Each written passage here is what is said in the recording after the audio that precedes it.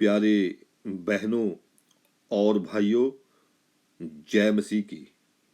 प्यारो, मैं परमेश्वर का पवित्र वचन आपके साथ शेयर करना चाहता हूँ। प्यारो, मैं उपदेशक 10 अध्याय उसकी 9 आयत पढ़ूंगा, बल्कि 8 भी पढ़ूंगा, 8 और 9।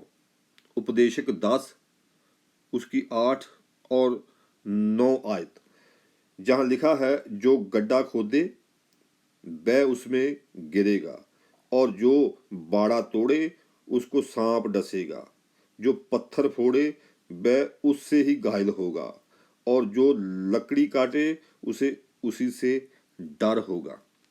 प्यारो, बात गड्ढा खोदने की नहीं है, बात सांप के डसने की नहीं है, बात पत्थर तोड़ने या लकड़ी काटने की नहीं है। इसका अर्थ है कि आप जो कुछ दूसरों को दोगे वो ही पलट कर आपको वापस मिलेगा। आप जैसा दूसरों के साथ करोगे वैसा ही दूसरे तुम्हारे साथ करेंगे। आप जैसा बोलोगे वैसा ही सुनने को मिलेगा। चारों तरफ से वैसी ही आवाजें सुनने को मिलेगी। मेरे प्यार, समझाने के लिए मैं एक मिसाल देकर समझाना चाहता हूँ। ये एक कहानी है। एक बार एक बच्चा अपने पिता को बाहर जाते देखकर जिद करने लगा कि मैं भी तुम्हारे साथ जाऊंगा। उसके पिता ने कहा, बेटा, बहुत कठिन रास्ता है, पहाड़ी रास्ता है, पहाड़ों के बीच में से होकर जाना पड़ता है, मैं तुझे नहीं ले जा सकता। तो बच्चे ने कहा, नहीं, मैं चलूंगा। तो पिता ने कहा, ठीक है बेटा, चलते हैं। तो पतली पतली पगडंडियां थी जिन पर चलना मुश्किल था। कहीं पर आड़ा टेढ़ा रास्ता था, कहीं पर पांव रखने की भी जगह नहीं थी। पहाड़ थे, गिरने फिसलने का डर था। ऐसे में चलते चलते अचानक बच्चे को चोट लगती है। तो बच्चा जोर से चिल्लाया। तो चारों तरफ से जोर जोर से चिल्लाने की आवाज आने लगी। तो बच्चे ने बोला, कौन हो तुम, चिल्लाते क्यों हो? तो आगे से आवाज आई, कौन हो तुम, चिल्लाते क्यों हो? उसी की आवाज पहाड़ों से टकराकर वापस आ रही थी। मतलब उसकी आवाज इको हो रही थी। तो बच्चा परेशान हो गया कि ये क्या हो रहा है। तो बच्चे को क्रोध आया, और क्रोध में बच्चा बोला, मैं तुम्हें मार डालूंगा, मैं तुम्हें ये कर दूंगा, मैं तुम्हें वो कर दूंगा।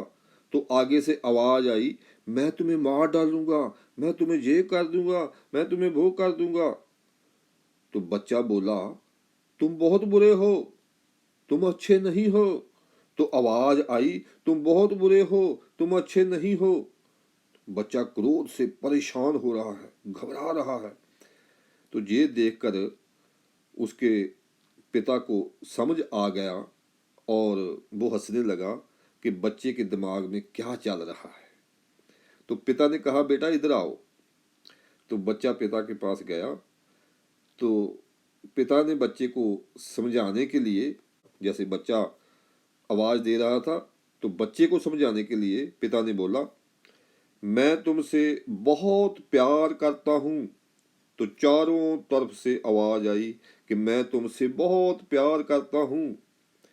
तो बच्चा हैरान होकर सोच रहा है कि ये क्या हो रहा है।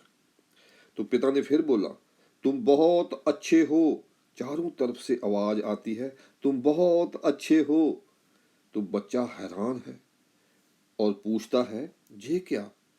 तो पिता ने बताया, बेटा, इन पहाड़ों से तुम जो भी बोलोगे, तो जब तुम्हारी आवाज इन पहाड़ों से टकराएगी, वो ही आवाज वापस तुम्हारी तरफ इको होकर आएगी।